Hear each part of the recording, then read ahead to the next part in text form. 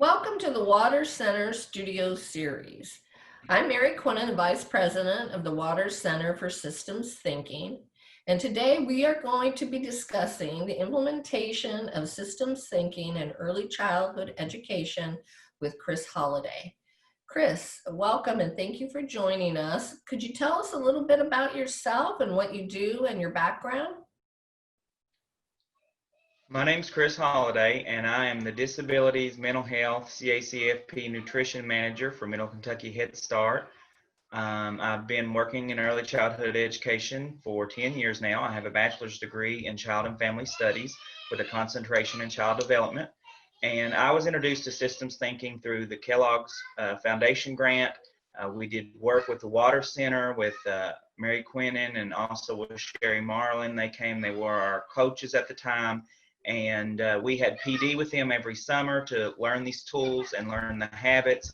And then they would come and do coaching visits throughout the program year and help us to implement those in our classroom and build our capacity. I've also worked with them as a facilitator in training to continue the work of systems thinking in our organization after the grant was over.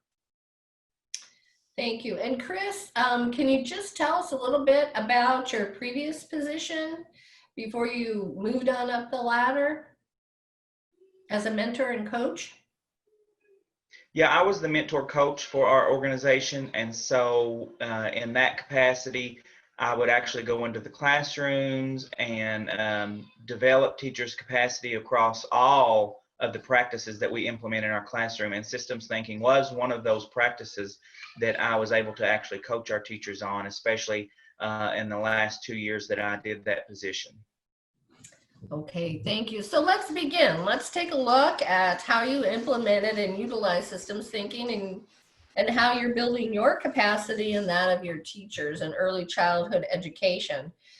So Chris, I understand that you did a professional development with your teachers at the Wolf County Head Start. Could you describe a little bit about that professional development, what the content was, what systems thinking tool you used, and your desired outcome? Yeah, so what we did with that was we actually took all of the teachers and just went into that center. They have a gymnasium. So we just went into the gymnasium because what I really wanted to do with professional development, I learn best through seeing an example. And I also know that to make anything developmentally appropriate, we want to make it as hands-on as we could. So we went into the gymnasium where we can all sort of spread out and actually get involved. And the tool that I used for that professional development was the stock flow. And so what I did was I used the book. Most early childhood educators, kindergarten teachers are familiar with the old lady. I believe the one we used there was the old lady that swallowed some leaves. But the great thing is those books are so versatile, and there's maybe 10 different versions of that story, and they all work with this tool. So it's something that you could revisit throughout the year as you pull those books off your shelf. And for those that are familiar with the books, you remember that throughout this book, the old lady is constantly swallowing different things. She starts at one place and swallows more and more and more.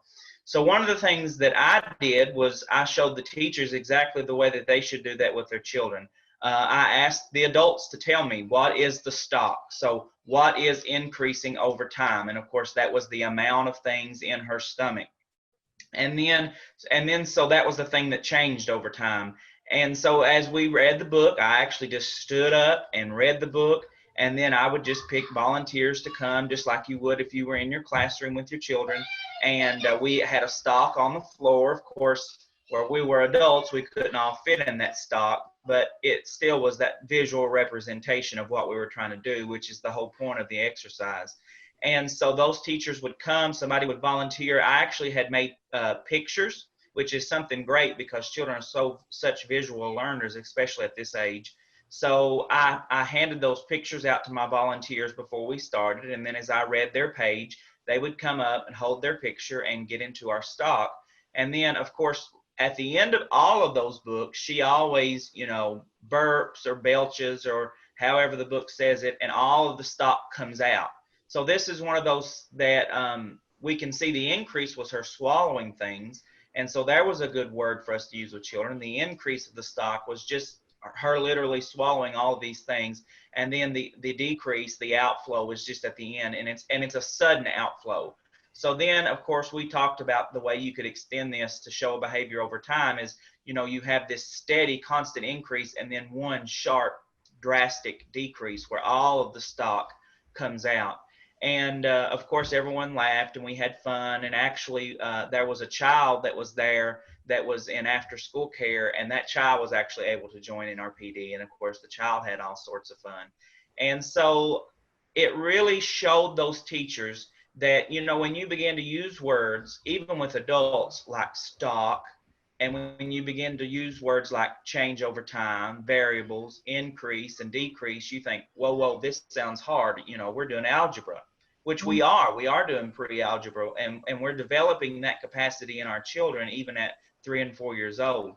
And so when you show them that although those are, large advanced vocabulary words, you can break them down to that a 3-year-old can understand increase when they can see it.